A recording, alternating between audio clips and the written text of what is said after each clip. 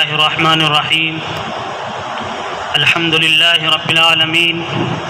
والعاقبة للمتقين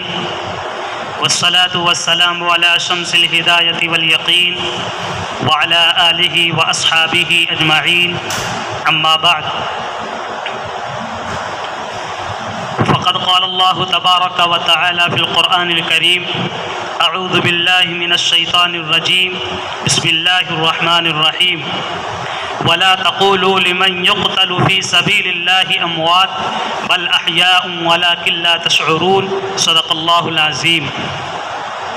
اللهم صل على سيدنا محمد وعلى آل سيدنا محمد وبارك وسلم اللهم صل على سيدنا محمد وعلى آل سيدنا محمد وبارك وسلم شہادت ہے مطلوب مقصود مومن، شہادت ہے مطلوب مقصود مومن، نہ مال غنیمت نہ کشور کشائی، ماتم وہ کریں جو منکر ہوں حیات شہداء کے، ماتم وہ کریں جو منکر ہوں حیات شہداء کے، ہم زندہ جاوید کا ماتم نہیں کرتے۔ محترم بزرگوں اور بھائیوں، کئی جمعوں سے حقوق العباد کا موضوع چل رہا تھا، لیکن جیسا کہ ہم سب جانتے ہیں کہ محرم کا مہینہ شروع ہو چکا ہے، یہ اسلامی سال کا نیا مہینہ ہے، اور محرم الحرام میں جو ٹاپک یا موضوع ہونا چاہیے وہ بھی ہم سب جانتے ہیں، اس لیے حقوق العباد کا جو عنوان چل رہا تھا اس کو موقوف کیا جاتا ہے، آئندہ انشاءاللہ اس کو بیان کیا جائے گا، مکمل بیان کیا جائے گا اس کو۔ ابھی جس موضوع کا تقاضا ہے عاشوراء اور محرم الحرام کی جو مناسبت ہے، اسی مناسبت کا لحاظ کرتے ہوئے عاشوراء اور محرم الحرام کے عنوان سے انشاءاللہ اس جمعے میں بیان کیا جائے گا۔ قرآن کریم کی جس آیت کی تلاوت کی گئی ہے، اس آیت کریمہ میں اللہ تبارک و تعالیٰ نے فرمایا ہے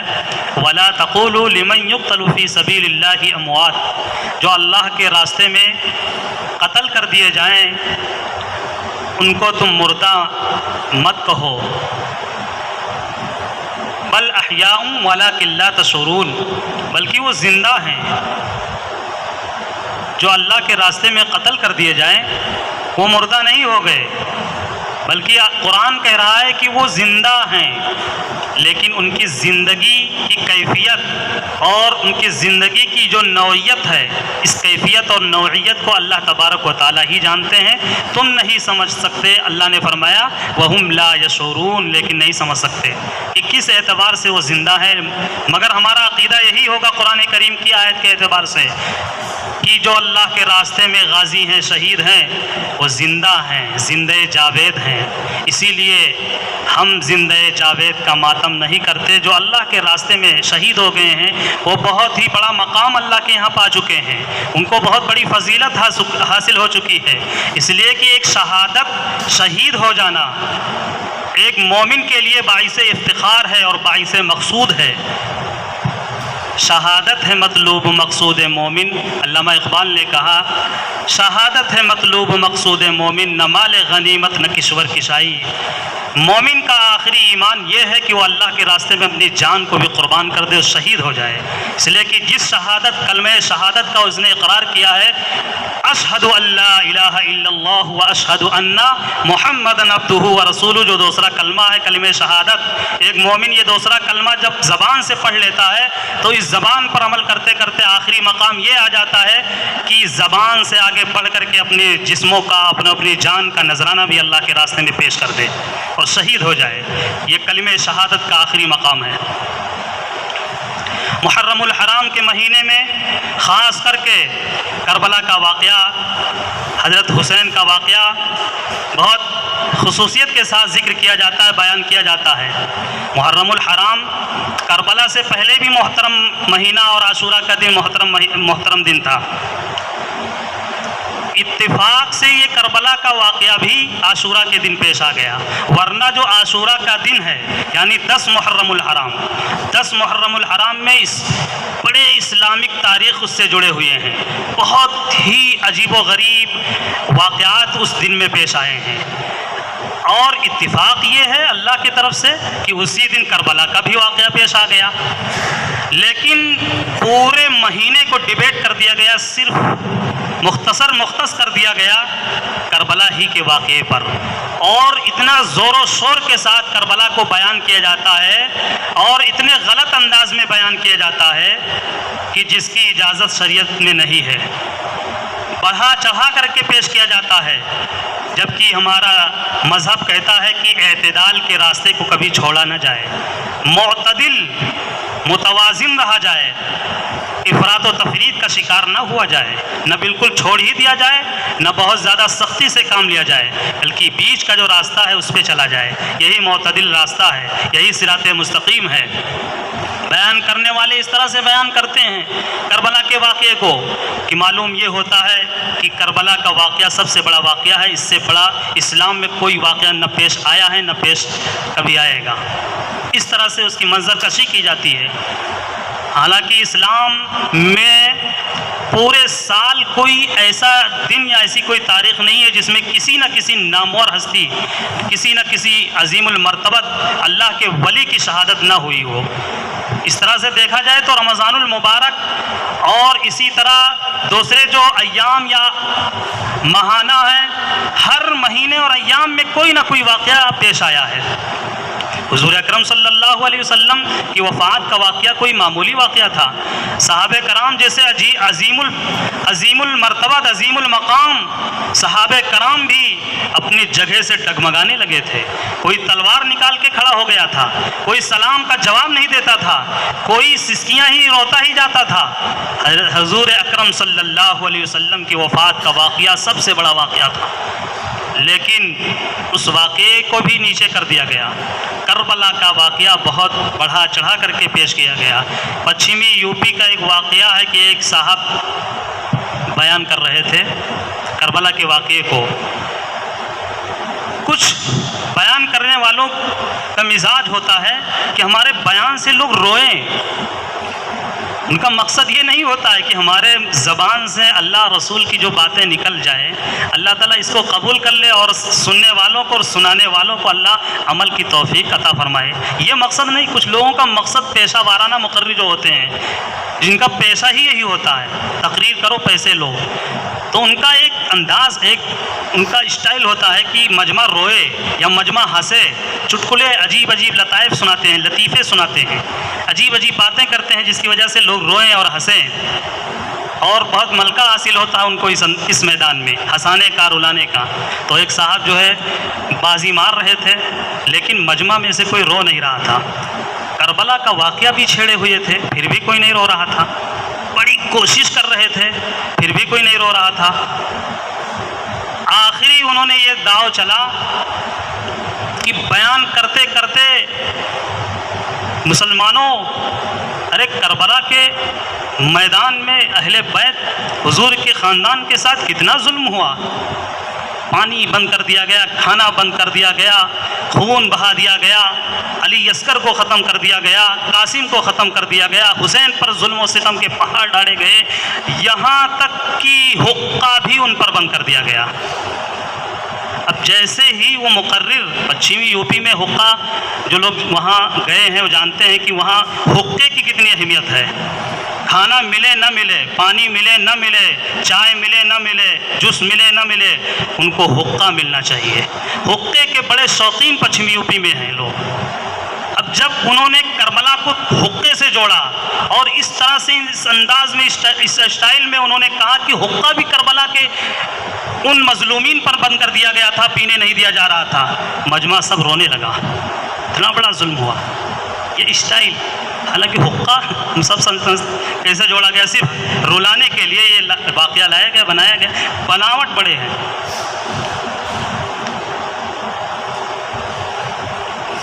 حالانکہ محرم الحرام کا جو مہینہ ہے، اس میں شریعت کی کیا رہنمائی ہے، مذہب اسلام میں کیا حکم ہے۔ شریعت کی رہنمائی اس میں یہ ہے کہ اس مہینے میں صرف 2 عمل کرنا چاہیے، 2 عمل شرعی اعتبار سے منقول ہے۔ پہلا عمل یہ ہے کہ عاشورہ کا جب دن آئے، محرم الحرام کی جب 10 تاریخ آئے تو اس میں 2 روزہ رکھا جائے، 9-10 یا 10-11، 2 روزہ رکھا جائے، 1 روزہ نہیں 2 روزہ رکھا جائے، یا 9-10 رکھا جائے یا 10-11 رکھا جائے، لیکن 2 روزہ رکھا جائے۔ یہ پہلا عمل، اور اس کی بڑے فضائل ہیں۔ حدیث شریف میں ہے کہ اگر کوئی عاشورہ کا روزہ رکھتا ہے تو اس کے گزشتہ 1 سال کے گناہ اللہ کے ہاں معاف کر دیے جاتے ہیں۔ 1 سال جو بندے سے چوک ہوئی ہے، جو غلطیاں ہوئی ہیں انجانے نہ انجانے میں، اس کی معافی ہو جاتی ہے۔ یہ عاشورہ کے روزے کی فضیلت ہے، یہ پہلا عمل ہے۔ اور دوسرا عمل جو شریعت سے منقول ہے وہ یہ ہے کہ عاشورہ کا جب دن آئے تو عاشورہ کے دن اپنے اہل و عیال پر وسعت کے ساتھ خرچ کرنا چاہیے، فراخی کے ساتھ خرچ کرنا چاہیے۔ حدیث شریف میں ہے کہ جو شخص عاشورہ کے دن وسعت اور فراخی کے ساتھ اپنے اہل و عیال پر خرچ کرے گا، اللہ تبارک و تعالی سال بھر اس کے رزق میں کشادگی فرما دیں گے۔ یہ دوسرا عمل ہے، اور یہ دونوں حدیث سے ثابت ہیں، شریعت سے ثابت ہیں۔ شرعی عمل صرف 2 ہے محرم الحرام میں، پہلا روزہ 2 روزہ، اور دوسرا جو عمل ہمیں کرنے کا ہے وہ عاشورہ کے دن اہل و عیال پر فراخی کے ساتھ وسعت کے ساتھ خرچ کرنے کا ہے۔ اس دن اچھا کھانا بنا لیا جائے، اس دن اور لوگوں کی دعوت لے لی جائے، کھلایا جائے اپنے اہل و عیال کو، دوسروں کو، رشتہ داروں کو، اقربا اور دوست اور احباب کو، متعلقین اور مخصوصین کو، جتنے بھی لوگ ہیں جن کی جو ضرورت ہے مند ہے ان کو، ان کی دعوت کر کے ان کو کھلا دیا جائے۔ جتنا زیادہ ہماری حیثیت یا وسعت ہے، وسعت کے ساتھ اس دن بڑھیا انتظام کر کے کھلانے کا حکم ہے۔ یہ شرعی 2 ہی عمل ہے۔ اس کے علاوہ جتنے بھی کام محرم الحرام محرم مہینے میں جو کیا جاتا ہے اس کا کوئی سند نہیں ہے، اس کا کوئی ثبوت نہیں ہے، اس کا کوئی وجود نہیں ہے مذہب اسلام میں اور شریعت میں، کوئی دلیل نہیں ہے اس کی۔ یہ صرف اور صرف جو محرم کے مہینے میں کیا جاتا ہے، اس کے علاوہ جو کام کیا جاتا ہے، یہ 2 عمل کے علاوہ، وہ یہودیوں کی سازشوں کا نتیجہ ہے اور شیعوں کی چالیں ہیں، ان کے پروپگنڈے ہیں جو اس میں ملوث ہیں، اور وہ کام کیا جاتا ہے محرم کے مہینے میں۔ 3 بہت عظیم جو پروپگنڈا ہے یہودیوں کا، اور جس کے زیر اثر لوگ کرتے آئے ہیں اور کر رہے ہیں، ثواب سمجھ کر کے کیا جاتا ہے، اس کو بیان کرنے کی ہم انشاءاللہ مختصر میں کوشش کریں گے۔ پہلا پروپگنڈا یہ یہودیوں کی طرف سے کیا جاتا ہے، جو کربلا کا واقعہ پیش آیا وہ بہت بڑا واقعہ تھا، اسلام میں اس سے بڑا کوئی واقعہ نہیں ہو سکتا ہے، وہ کفر و اسلام کی لڑائی تھی۔ اسلام زندہ ہوتا ہے ہر کربلا کے بعد، یہ شعر پڑھا جاتا ہے، اس سے پہلے نہیں زندہ تھا، صحابہ کرام نہیں موجود تھے۔ عجیب بات ہے، آخر کربلا کا واقعہ پیش کیوں آیا؟ مختصر میں بتانے کی میں کوشش کروں گا انشاءاللہ۔ کربلا کا جو واقعہ پیش آیا وہ یہودیوں کے پروپگنڈے اور ان کی سازشوں سے پیش آیا۔ وہ اس طرح سے کہ یہودی لوگ مدینہ منورہ میں رہتے تھے، حضور اکرم صلی اللہ علیہ وسلم نے مدینہ پہنچ کر کے ان سے معاہدہ کیا، معاہدے کو انہوں نے توڑ دیا، اللہ کا حکم آیا ان سے جہاد کرو، اللہ کے رسول نے ان سے جہاد کیا اور ان کو خیبر تک پہنچا دیا۔ حضرت عمر کا جب دور آیا تو خیبر سے بھی جزیرۃ العرب سے نکال کر کے ان کو باہر کنٹری میں بھیج دیا گیا۔ اس وقت یہودی لوگ قسم کھائے تھے کہ جزیرۃ العرب سے ہمیں بے دخل کیا گیا ہے، نکالا گیا ہے، ہم مسلمانوں میں خانہ جنگی کرا کے دم لیں گے، آپسی لڑائی کرا کے دم لیں گے۔ چنانچہ وہ ترکیبیں ڈھونڈتے رہتے تھے کہ کس ترکیب سے ہم خانہ جنگی کرائیں، مسلمانوں میں آپسی لڑائی کرائیں اور ان کی طاقت اور قوت کو کمزور کریں۔ حضرت ابو بکر صدیق کا جب زمانہ آیا تو بہت مختصر تھا. حضرت عمر فاروق کا جب زمانہ آیا تو حضرت عمر فاروق چونکہ باروب تھے, بہادر تھے, جنرل تھے, ان کے روب کے آگے کسی کا کوئی چلا نہیں, کوئی جرات اور ہمت نہیں کر سکا اور کوئی فتنہ پھیلا نہیں سکا. حضرت عمر فاروق کے بعد جب حضرت عثمان کا دور آیا تو وہ بڑے نرم دل اور رحم دل تھے. ان کی رحم دلی اور نرم دلی کا فائدہ اٹھاتے ہوئے یہودیوں نے ایک شخص کو تیار کیا جس کا نام تاریخ میں عبداللہ ابن سبا کا نام آتا ہے. وہ کھڑا ہوا اور حضرت عثمان کے اوپر بے بنیاد طرح طرح کے الزامات اور تہمتیں لگائی اس نے, اور ایک فرقہ بنا لیا سبائی فرقہ کے نام سے, اور وہ فرقہ سرگرم ہو گیا کہ عثمان کو بے دخل کیا جائے خلافت سے. اور اتنا اس نے ہنگامہ کیا مدینے پر چڑھائی کر کے کہ حضرت عثمان غنی رضی اللہ تعالیٰ عنہ کو دردناک طریقے سے 40 دن ان کے گھر میں قید کر کے شہید کر دیا گیا. پھر اس کے بعد حضرت علی رضی اللہ تعالیٰ عنہ خلیفہ بنے. حضرت عثمان کے بعد چوتھے خلیفہ حضرت علی رضی اللہ تعالیٰ عنہ کے خلیفہ بننے کے بعد سبائی ٹولہ عبداللہ ابن سبا والا فرقہ جو در حقیقت شیعوں کا وجود ہوا تھا, وہ شیعوں کا بانی ہے وہی عبداللہ ابن سبا. وہ اہل بیت کی محبت کا ڈھونگ رچا کر کے اس نے طرح طرح کے تہمتیں اور الزامات تراشے. حضرت علی رضی اللہ تعالیٰ عنہ کو جنگوں میں الجھا دیا. جنگ صفین ہو یا جنگ نہروان ہو یا جنگ جمل ہو, یہ ساری جو جنگیں مسلمانوں کی آپسی جنگیں پیش آئیں حضرت علی کے دور خلافت میں, یہ انہی فرقہ عبداللہ ابن سبا کے فتنے کا نتیجہ تھا. اس نے فتنہ پھیلاتا رہا. جب بھی حضرت علی اور مسلمانوں میں صلح کی نوبت آتی, یہ پھر سے جو ہے اس کو بھڑکا دیتا اور صلح نہیں کرنے دیتا تھا. یہ انتقام کی آگ میں جل رہا تھا, مسلمانوں کی طاقت کو کمزور کر رہا تھا. اس کے بعد حضرت علی کے بعد حضرت حسین کے بڑے بھائی حضرت حسن جب امارت سنبھالی, وہ خلیفہ بنے, تو حضرت امیر معاویہ ادھر وہ بھی بیعت لینے لگے. اور اس طرح سے پھر سے جو ہے دو پارٹ میں اور دو الگ الگ مسلمانوں کی لڑائی پھر سے چھڑ گئی. لیکن حضرت حسن رضی اللہ تعالی عنہ صلح کر لیے اور حضرت امیر معاویہ کو امارت دے دیے کہ آپ ہی رہیے اور ہم سب مل جل کر کے ایک ہو جائیں, کوئی جنگ نہیں ہوگی, کوئی لڑائی نہیں ہوگی. اس طرح سے حضرت حسن کے اوپر وہ فرقہ بہت بوکھل آیا کہ حضرت حسن کیوں لڑائی نہیں لڑے, کیوں جو ہے امیر معاویہ کو تسلیم کر لیے. آخر کار حضرت حسن کو بھی زہر دے کر کے شہید کر دیا گیا. اس کے بعد امیر معاویہ اپنے بیٹے یزید کو جب بنائے تو چونکہ یزید نااہل تھا اور اس لائق نہیں تھا, بہت سے صحابہ نے مخالفت کی. اس میں سے حضرت حسین رضی اللہ تعالیٰ عنہ بھی مخالفت کی کہ ہم اس کے بیعت نہیں کریں گے, اس کو تسلیم نہیں کریں گے, اس لیے کہ وہ اہل نہیں ہے اور یہ نہیں ہو سکتا کہ باپ کے بعد بیٹا بنے. جو لائق ہو وہ بننا چاہیے. یہ سلسلہ نہیں شروع ہونا چاہیے. ابھی سے یہ سلسلہ شروع ہو جائے گا کہ محتمم باپ ہے تو اس کا بیٹا بھی آگے چل کے محتمم بنے گا, ذمہ دار بنے گا.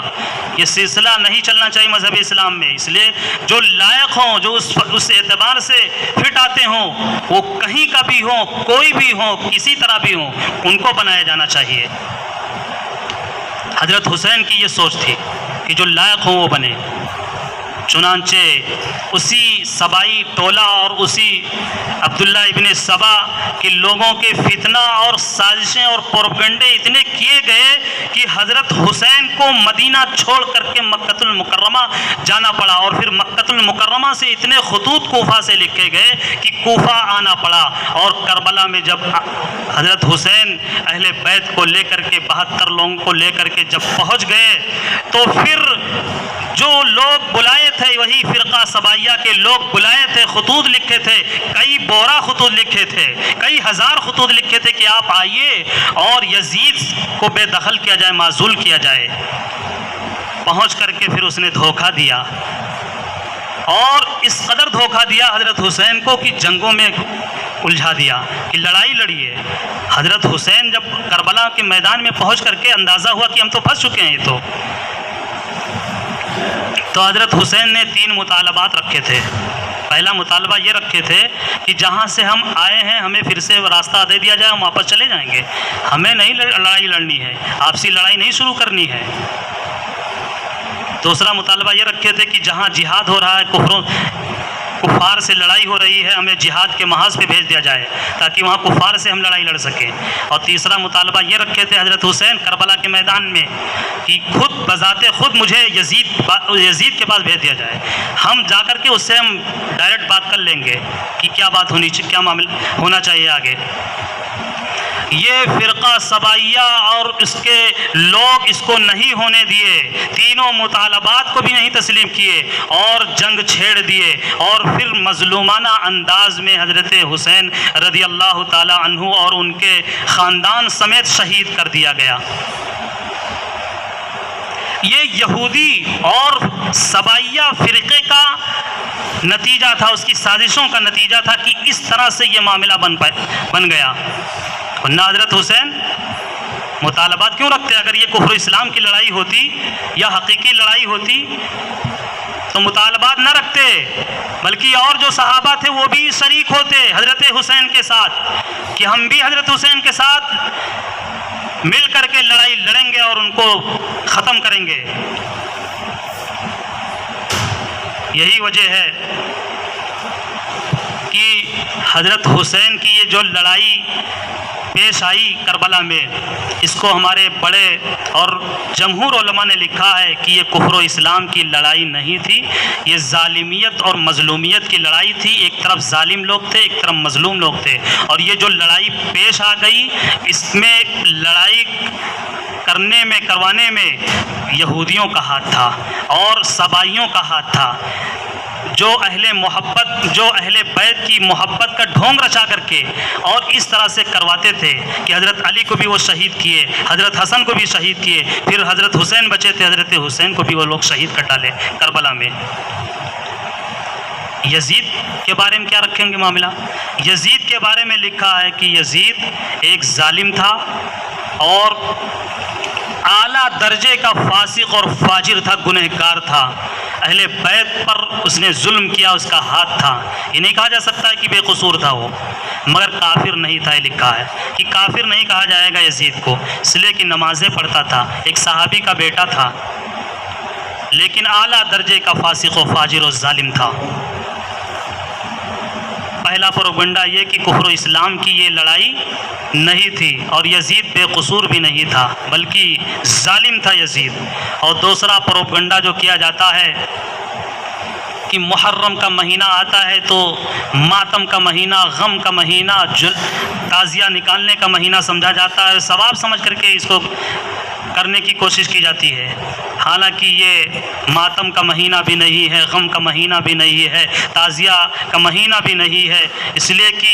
ماتم کی جو شروعات ہوئی ہے وہ یزید کے گھر سے ہوئی ہے اور 300 سال تک ماتم کا کوئی وجود نہیں تھا۔ 4 صدی ہجری میں لکھا ہے کہ معز الدین الدیلمی جو عراق کا وہاں کا گورنر تھا، عراق میں اس نے شروع کیا اور پھر اس کے 1 سال کے بعد مصر میں شروع کیا گیا، پھر کئی ملکوں میں ماتم کا آغاز ہو گیا، ماتم کیا جانے لگا۔ اور جہاں تک تعزیہ کی بات ہے کہ تعزیہ کی شروعات کیسے ہوئی، امیر تیمور لنگ کا نام جاتا ہے، اس کے نام جاتا ہے۔ یہ امیر تیمور لنگ قازقستان کا رہنے والا تھا اور لنگر تھا، اس نے پوری دنیا کو فتح کرنے کا خواب دیکھا تھا، بہت بہادر انسان تھا، بہت طاقتور تھا اور اس نے مستقل ہندوستان کو اپنا وطن بنایا تھا اور یہ فکری اعتبار سے، عقیدے کے اعتبار سے شیعہ تھا اور یہ ہر سال ماتم میں شریک ہوتا تھا۔ عراق جا کر کے بیمار پڑ گیا تو نہ جا سکا تو اس کے درباری لوگ روضہ حسین کا نقشہ بنا کر کے اس کے سامنے پیش کیے، وہ بہت خوش ہوا اور اسی کے سامنے ماتم کیا۔ اس طرح سے روضہ حسین کو بنا کر کے ہر سال ماتم کیا جانے لگا۔ پھر وہی روضہ حسین جو حضرت حسین کی قبر کا نقشہ جو بنایا جاتا تھا، بنتے بنتے آگے تعزیہ کی شکل اختیار کر گیا، پھر تعزیہ بنایا جانے لگا اور تعزیہ نکالا جانے لگا۔ اتفاق یہ ہمایوں اور مغلوں کا دور رہا، ہر دور میں یہ تعزیہ کا سلسلہ جاری رہا، اب تک جاری ہے اور ثواب سمجھ کر کے افسوس یہ ہے کہ ثواب سمجھ کر کے تعزیے میں حصہ لیا جاتا ہے اور اس کو نکالا جاتا ہے، جبکہ تعزیہ کے خلاف اہل سنت والجماعت کے تمام علماء کا اتفاق ہے اس کی حرمت پر کہ یہ جائز نہیں ہے تعزیہ نکالنا، تعزیے میں کسی طرح سے شریک ہونا جائز نہیں ہے، کار ثواب نہیں ہے، تمام لوگوں کا اس پر اتفاق ہے۔ اور تیسرا جو پروپگنڈا یہ ہے کہ حضرت حسین کو امام حسین علیہ السلام بولا جاتا ہے۔ امام شیعوں کے یہاں جو 12 امام ان کے ہیں وہ پیغمبر کے درجے کے مانے جاتے ہیں، بلکہ افضل الانبیاء مانے جاتے ہیں، مرسل من اللہ مانے جاتے ہیں۔ اس لیے حضرت حسین کو وہ صحابی تک نہیں بلکہ پیغمبر تک درجہ دیتے ہیں، اور اسی لیے امام حسین بولتے ہیں، آخر میں علیہ السلام لگاتے ہیں۔ حضرت آدم علیہ السلام، حضرت نوح علیہ السلام، اسی طرح امام حسین علیہ السلام لگاتے ہیں۔ صحابی ہیں، ان کو رضی اللہ تعالیٰ عنہ کے آگے لگنا چاہیے، لیکن علیہ السلام لگاتے ہیں۔ ہمیں اس طرح نام نہیں لینا چاہیے امام حسین علیہ السلام، بلکہ حضرت حسین رضی اللہ تعالی عنہ یہ نام لینا چاہیے، ورنہ شیعوں کا یہ طریقہ ہے، یہ ان کا پروپگنڈا ہے اور ان کا یہ شیوا اور ان کا طریقہ ہے۔ یہ 3 بہت عظیم پروپگنڈے اس مہینے میں کیے جاتے ہیں اور یہ کام کیے جاتے ہیں، جبکہ اس مہینے میں جیسے شروع میں بتایا گیا محرم الحرام میں یعنی عاشورہ کا جو دن آئے گا بہت ہی محترم بشان دن ہے، بہت ہی عظیم دن ہے۔ اس میں صرف 2 ہی عمل منقول ہے شرعی اعتبار سے۔ پہلا عمل یہ ہے کہ 2 روزہ رکھا جائے عاشورہ کے دن، 9-10 رکھا جائے یا 10-11 رکھا جائے، اور دوسرا جو عمل منقول ہے وہ حدیث سے یہ ہے کہ اپنے اہل و عیال پر وسعت اور فراخی کے ساتھ خرچ کیا جائے، کھلایا پلایا جائے بنا کر کے۔ یہی 2 عمل شرعی اعتبار سے محرم الحرام میں اور عاشورہ کے دن کا تقاضا ہے، اس میں یہی 2 عمل کیے جائیں۔ 2 عمل منقول ہے، اس کے علاوہ جتنے بھی عمل ہیں، جتنے بھی کام ہیں، ان کا کوئی سند ثبوت نہیں ہے، وہ سب پروپگنڈے ہیں، وہ صرف یہودی سازشوں کے نتائج ہیں، اور آج تک یہودی سازشیں کرتے چلے آ رہے ہیں۔ اللہ تبارک و تعالی ہمیں ان کی سازشوں